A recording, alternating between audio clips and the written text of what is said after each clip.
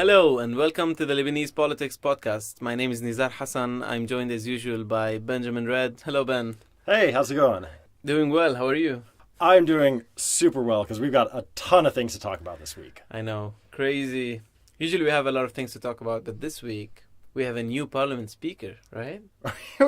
We do. Yeah. We got a new parliament speaker. We got a real new deputy speaker. Like a lot of questions were answered. Mm-hmm. And some things weren't really questions, but they were answered anyway, like the parliament speaker. Nabi Berri has come back for his 6th term in office. Yeah, oh my God. Like there was an exciting thing that happened this week. For maybe 24 hours, we didn't have Nabi Berri as speaker.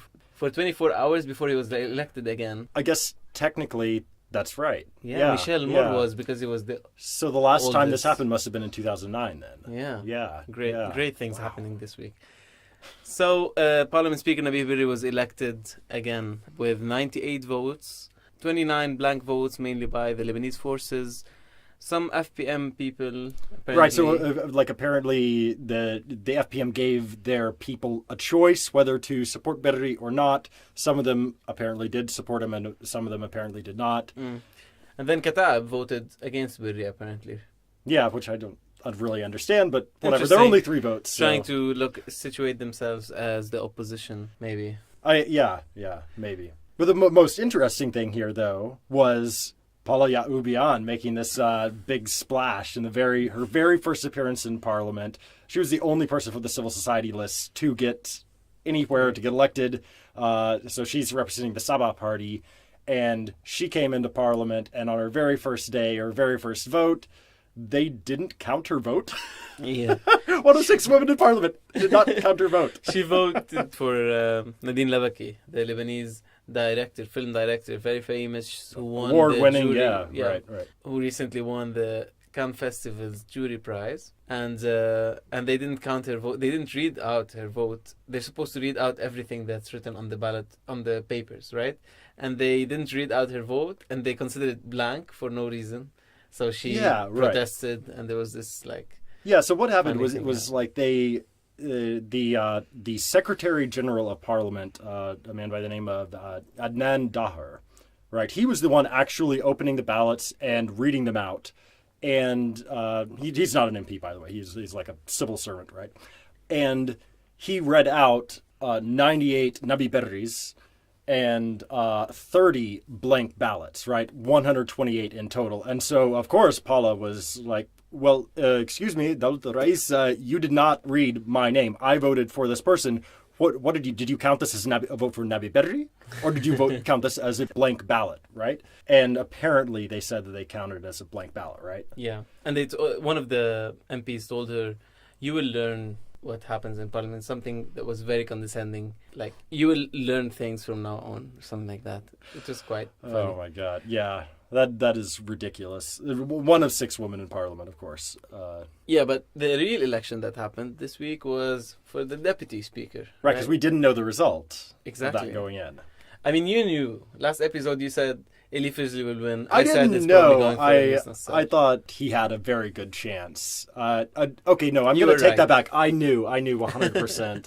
I'm So like Eli Fizli Nostradamus won here. with 80 to 81 votes. It was a bit confusing. They said both numbers. Right, but so I was then- watching the Al Jadid feed of this, right, on TV, and they were counting every single time Adnan Dahar said a name. They would put 1, 2, 3, 4 up on the screen for Eli Fizli or Anis Nassar or whoever. And so at the end of the voting, it was 80 for Eli Fizli.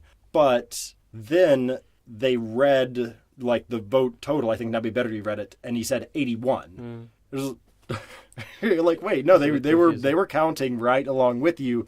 And so I think the final vote total was 80, but they just got it wrong. Which, this is okay, so they botched this, apparently. They botched Paula Ya'ubian's vote for Speaker of Parliament. This all just sort of reminds me of that fiasco on what I like to call the spooky Halloween, or the spooky session of Parliament, back on Halloween 2016 when they elected Michel Aoun, president. Yeah. and they had to vote something like 3 times because they kept getting it wrong, and Yeah. it just looks really terrible. Like, it looks like Parliament doesn't have their shit together. Yeah, They can't even vote right. I agree. It's embarrassing. Anyway, the thing is, Ali Frizli won with 80 to 81 votes out of 128. Anis Nassar, the candidate of the Lebanese forces, came second with only 32 votes. So that's basically LF plus 17 other people who voted for him. And the third was Nicolas Nahas, the MP from the north, who weirdly endorsed Ali Frizli just before the session. And then he got 4 votes. And 4 is the number of MPs in his own bloc in parliament, right?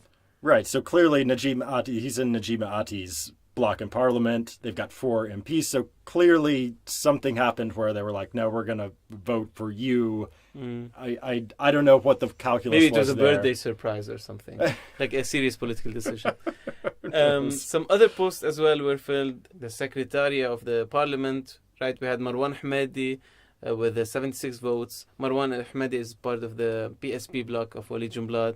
We have Ana Aoun from the FPM bloc who also won with 84 votes. Right, and Estefan Douahi was also in the running. He got 42 votes. He's a Marda, is in Tony Frangier's bloc. And then, like, there was this thing from the LF. They wanted Fadi Saad to take Antoine Zahra's place, but that didn't happen. I'm not sure if he got any votes. I don't think he did. So those the 2 secretaries were Marwan Hamedi and Alain Aoun. And then the commissioners were also elected. So all these posts, right, that we're talking about, they form the Bureau of Parliament, or the I'm not sure what the people who decide what goes on in Parliament and make sure that everything gets done, and the schedule for the next, the political bureaucrats of the parliament, right? Those who run the administration of the parliament. Right. They've got people to do to push all the papers, but they make the decisions, right? And so there's 7 of them. It's the speaker, the deputy speaker, 2 secretaries, and then 3 commissioners. So by the time that they had voted for the speaker and the deputy speaker, and all this is done by secret ballot. This is and then names are called and all of the votes are read and everything. By the time they had done this, once for the speaker, once for the deputy speaker, once for the 2 secretaries, I got the sense that they were just really tired, and they just elected by the next 3 the 3 commissioners on this by just a show of hands. so it's not the law or anything. They just I think that is they can do that, but it was clear the room, it seemed to be they were ready to get out of there, right? and so there wasn't any, the commissioners are the lowest rung here. So Samir Jisr from Future Movement was elected. Hagop Bakrudunian, the head of the Tashnak party, who was in coalition with the FPM, he was elected, and Michel Moussa, one of Berizon's deputies, was elected. So I think it's really interesting, though, because this sets up so who was the winners and who were the losers. FPM got to actually decide who's the deputy speaker, one of the secretaries, and one of the commissioners, right? If we count the Tashnak as the main Armenian ally of FPM. So they went from 0 influence on these people to 3 people. 3 out of 7, not Huge. bad. Yeah. And it was really at the expense of the Future Movement and the LF, right? So they took 2. The deputy speaker used to be Farid Mekari, who was Future Movement. They took that. They also took one of the commissioners, and then they took the LF. The LF lost their secretary position. Like I said, the LF had wanted to just move Fadi Saad in for Antoine Zahra as one of the secretaries, but no, they lost that. Alain Aoun from the FPM is now the Maronite secretary. And the other big news of this week is the official designation of Saad Hariri, the former prime minister, as the prime minister to form the new government, right? President Michel Aoun had his consultations with all the MPs of the parliament. This is the protocol, and 111 MPs endorsed Saad Hariri. Yeah, this is really big, and it's also really fast, right? So they only had 1 day of consultations. 1 day. It was the first parliament met on Wednesday, and then they had their binding, they call them binding constitutional consultations on Thursday, actually. And then by the end of the day, Thursday, they announced Aoun just designated Saad Hariri to be, the next, or to try to form a cabinet to be the next prime minister. So only 17 people didn't name Hariri. right? We have 13 MPs from the Hezbollah bloc, and then one anti-Hariri MP from Saida, Osama Saad, like traditionally anti-Hariri. Jamil Sayed, also on Hezbollah's list, the big security official who's like pro-Syrian regime security official in Lebanon. And then Paula Ya'ubian, the civil society candidate from Tahaluf Watani. These are the only people who didn't vote for Hariri, who didn't name Hariri in the consultations with Aoun, right? And then there's one other, right? So that counts up to 16, and so then there would be one other. And actually, I think it might have been Jihad as-Samad. I need to look that up, but yeah, I read something about that as well. So the interesting thing about this, right, is that like SSNP, that they supported Hariri. Mm-hmm. That means that it's quite strange. Adnan Trabulsi. It's true. Adnan Trabulsi votes for Hariri as well. That's crazy. Yeah. Yeah. And Adnan Trabulsi, for some context, Adnan Trabulsi won his seat against Hariri's list in Beirut, and he was seen as like one of the kind of provocative candidates in the district. He was the only Sunni candidate to win on Hezbollah's list in Beirut. But anyway, for our listeners, we need to explain how this happens. So Hariri's political opponents are naming him as prime minister, even though he is their political opponents, because what happens is the strongest political figure in the Sunni sect, the Sunni Muslim sect, is always thought of as the most likely prime minister, right? The person who deserves to be prime minister. And this is how Gibran Bassil, the head of the FPM, this is how he justified his decision. He said, there's no one who can compete with Hariri over the Sunni popularity, so Hariri deserves it. This is the normal decision. That's what he called it. Right. So despite the fact that, Hariri lost the election and went from like 32, 33 seats down to 20 seats in his parliamentary bloc. Yeah. Well, he got the support of 110 of those parliamentarians to support him. People who ran against him even supported him to become the next prime minister. So did he really lose? I don't know. You tell me. We'll see with the ministries. Right? Yeah, right. So that's the next step, right? Exactly. Okay, one last thing on the elections, though. Nohad Mashnouk, he was really unhappy. The Future Movement announced that they would be separating MPs from ministers, right? So there's this movement that in Lebanese politics to separate the two so that MPs can have more effective oversight of ministers. Mm-hmm. And so like the LF has signed up to this. The PSP said if everybody else does it, we'll do it as well. And Future came out and said we're going to do this. Mashnouk heard this and said, I refuse to be notified through the media. I have not heard this from Saad Hariri. He was unhappy. He also got unhappy, though, when they were doing the voting in Parliament. So he voted. True. He stayed for the vote for Nabi Berri, but then he left. And so we only had 127 possible ballots in all of the subsequent votes. Yeah. So I think it's interesting, though, this trying to divide the MPs from the ministers. We know now that the LF's going to do it and that the Future Movement's going to do it. But we don't know about the FPM, right? Oh, and by the way, obviously, this doesn't apply to Saad Hariri. Of course, the separation doesn't. Yeah. But the interesting thing, so with the FPM, all of the scuttlebutt is that they're not going to go for it because Gibran Bassil wants a ministry, because so many of the MPs are big names and they want ministries. Nemat Frem, Shamal Rukos, these guys. But interestingly, though, Alain Aoun was also thought to want a ministry, but instead he is now a secretary in the parliament, and by parliamentary bylaws you can't be both, right? Mm-hmm. So he could still become a minister, but what this tells us, he would have to resign. And why would you resign right after you were elected? It would seem like very, very weird, right? Mm-hmm. So what this tells us is a little inkling, if the rumors are true, that the FPM is not going to abide by this new, like, let's separate everything wave that's happening. If that's true, then Alain Aoun's already out.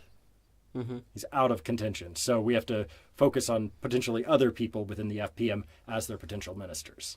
It's interesting, I think, to note here that this separation thing is quite meaningless because all the parties are supporting the government, except for Hezbollah officially, but they are supporting it indirectly through all of their allies, actually. But the thing is, all parties in parliament are supportive of the government. They are basically pro-Hariri in his bid to become prime minister, and they are getting their shares in the government. So who's doing the oversight, right? Who's holding the cabinet accountable if the parliament is represented in the cabinet. So this separation, I think, is mostly like theatrical more than right. Like there's a good theoretical basis for it, maybe, but it's hard to see how, is a future parliamentarian really going to hold a future minister, a future movement minister accountable? Never.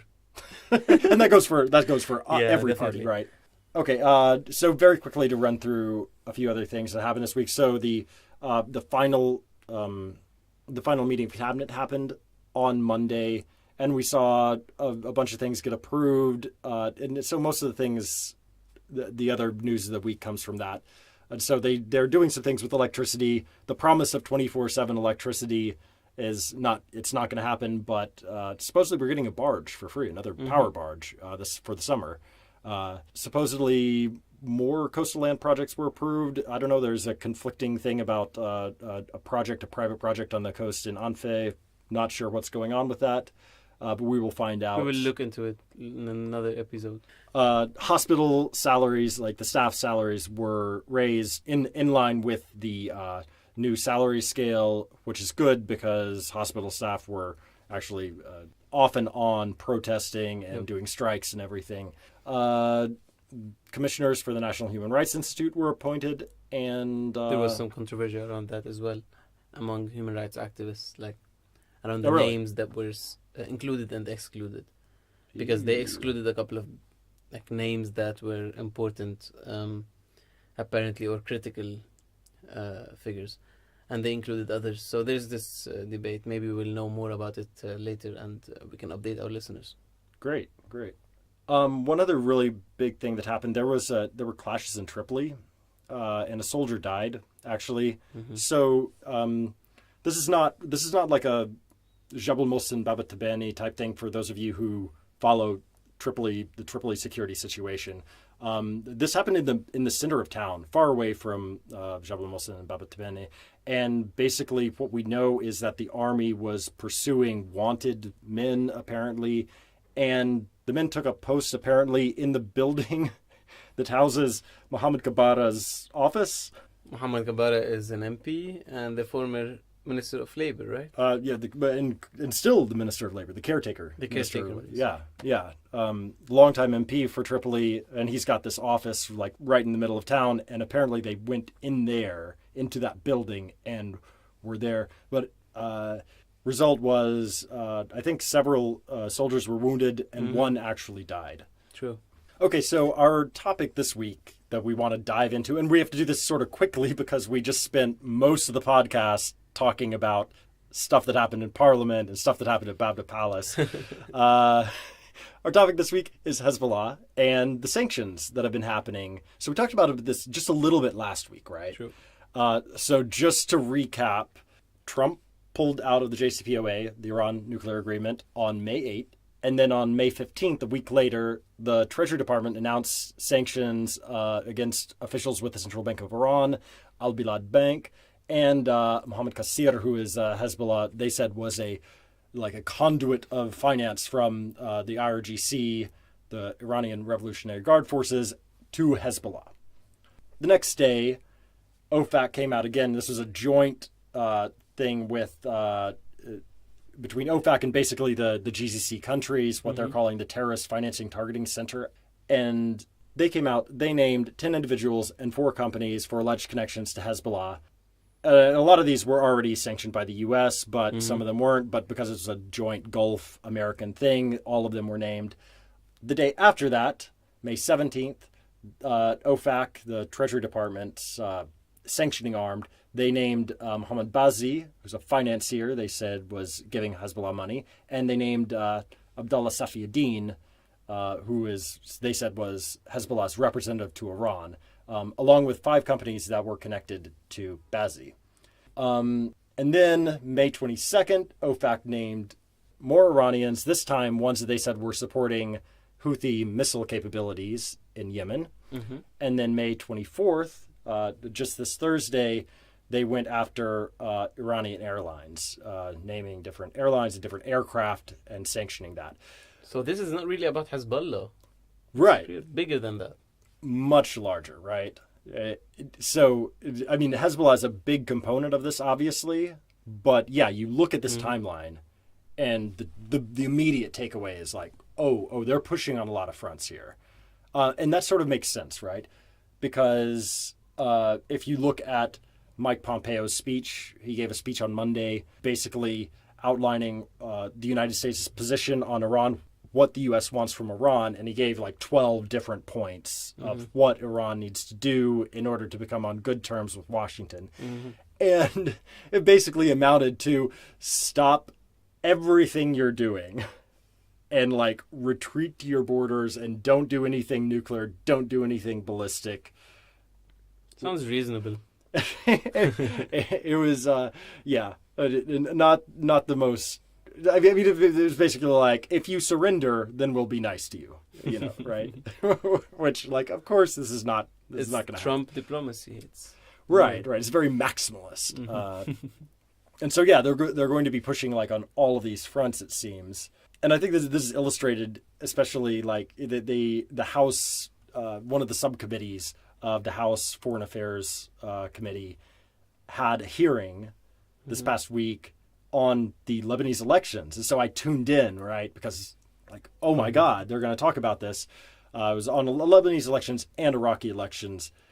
And it was on neither. It was like the entire subtext of it was, how do we, as the United States, defeat Iran? Wow. Given what has happened in the elections in both Lebanon and in Iraq. So did they say again that Hezbollah took over Lebanon in the elections? No, not really. But like two of they had three expert witnesses, right? And two of them basically said that that the U.S. had lost. One of them actually were her words verbatim, the U.S. has lost, or we've lost Lebanon. Not necessarily in the elections, but before that was the idea. But anyway, so going back to this Iran thing, then the whole idea that Washington seems to be operating on, especially the Trump administration and Mike Pompeo, the Secretary of State, is that it's giving Iran a choice. Like, either you can continue to do these, extraterritorial, like foreign expeditions in Syria and supporting the Houthis in Iran and supporting Hezbollah, or you can retreat back to your borders.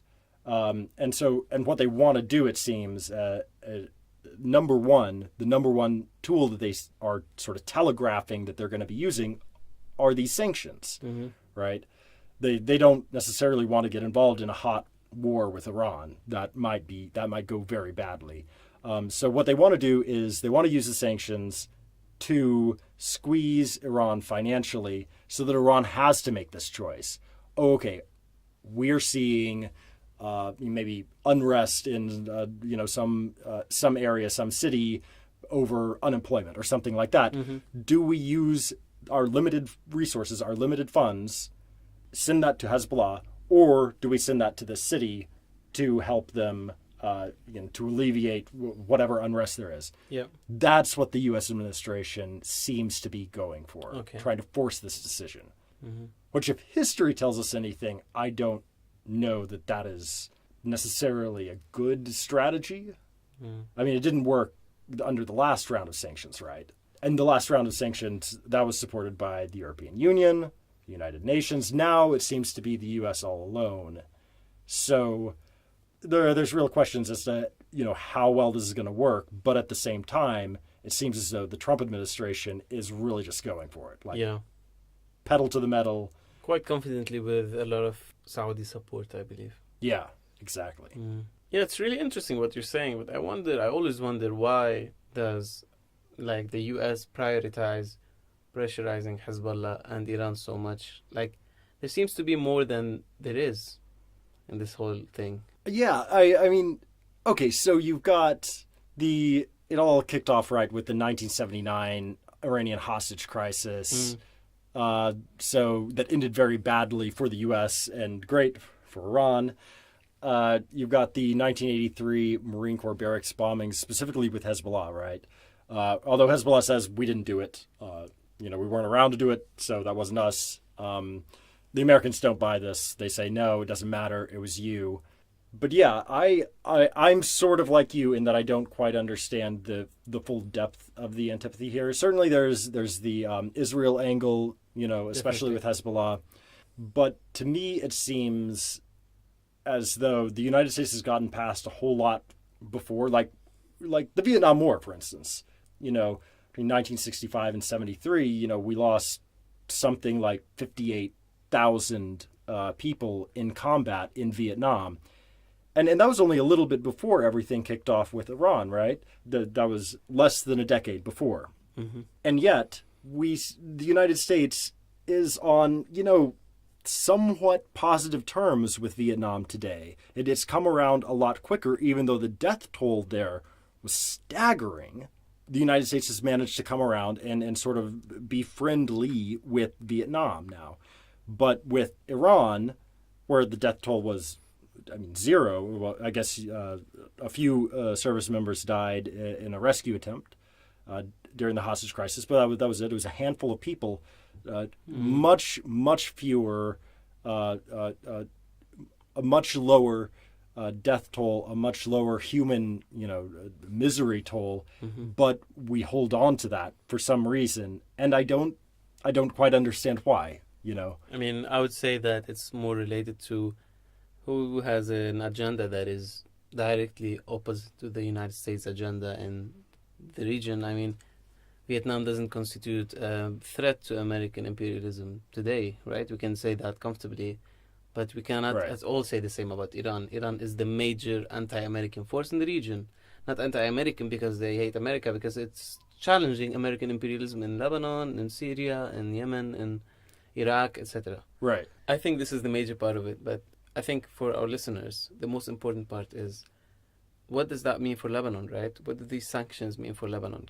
Can you tell us in a few minutes, how will this impact the country from now on? Well, I think we're not done, right? So there's going to be more shoes dropping. The OFAC is just getting warmed up from everything, like all of the signs point towards more people getting sanctioned. And it seems as though the U.S. really... they believe that there's room to squeeze Lebanon here. Mm-hmm. So Hassan Nasrallah says, we don't use banks. We're not involved in that. The U.S. does not believe that. Mm-hmm. And they probably have evidence that shows that. And if you think about it logically, it also sort of makes sense, right? Because if you're Hezbollah, if you put yourself in their mindset, right, you are the protector of Lebanon. What's the easiest way to make money in Lebanon? The banks. Right, the banks lend to the government and get back lots of money. If you look at bank Audi's profits last year, like $500 million. The four top banks in Lebanon made 1.2 or 1.3 billion dollars of net profits in the last year. Yeah, that's 2% of our GDP or something. It is like the banking sector here is wildly out of proportion with the size of the country. And even though some of those profits are made abroad, right? But a big chunk of them, definitely, 55% of Bank Audi's of that $500 million was made here in Lebanon, mm-hmm. right? For Bank Audi. So if you are in Hezbollah's mindset, you protect the country, you deserve a slice of this pie, right? So why not take some? And especially if you start to feel financial hurt. Or if your sponsor in Tehran is feeling some financial hurt, maybe you want to diversify. And if you aren't in banks so much today, maybe you want to get more into banks in order to sort of cash in on this. Because, you're already protecting the country. You should get something back for that, right? Mm-hmm. This is how, if you are in Hezbollah's mindset, maybe you would think that way. I don't know if that's... If that... actually holds. Yeah, we have to probably one day make an investigation into Hezbollah's political economy, because there was a very interesting book written about that, about Hezbollah's political economy. So we can look into that and talk about it some other episode. How does Hezbollah get really financed? Which book? By Joseph Daher, called The Political Economy of Hezbollah. Okay, all right. So anyway, long story short, the U.S. doesn't believe that Hezbollah is out of the banking sector, and they think that they can squeeze quite a bit. They could put quite a bit of pressure without killing the patient, so to speak. So Marshall Billingsley, one of the bigwigs at the Treasury Department who's in charge of this stuff, he always talks about, we're trying to do surgery and cut out the cancer, but not kill the patient, right? Because we all know Lebanon's economy is a little bit, teetering constantly. So yeah, I mean, the friends of the U.S. administration, the local allies, are really happy with how the Lebanese economy is structured as well. So they don't have interest in the collapse of Lebanon at all, and especially not in the collapse of the Lebanese economy or the banking sector. Right. I mean, they effusively praise the central bank, for instance. They view the central bank as well, I mean, and to be fair, they don't have a choice. And Hezbollah knows they don't have a choice. So it's one of those things where everybody sort of knows, okay, yes, the central bank does implement American regulations, but it's because they basically have to. If we want to keep our economy going, you don't fuck with that. Yeah. Right. So it seems that they're going to really, really put the pressure on Hezbollah financially. But then on the other hand, they are going to continue supporting the Lebanese army, the Lebanese armed forces. Bringing this back, though, to the government formation that we're going to be seeing in the next couple of weeks, people are actually saying, oh, well, this U.S. pressure may mean that we're going to see a cabinet more quickly. That's right. Hariri even said it, right? Hariri was asked whether these sanctions will slow down the process, and he said, no, they might actually make it faster. When there's a crisis, Lebanese politicians actually maybe get something done, Fingers crossed. Okay, that is all the time we have for today. Thanks so much for tuning in. We'll be back next week with another episode for you guys. My name is Benjamin Red. I'm Nizar Hassan. And this has been the Lebanese Politics Podcast.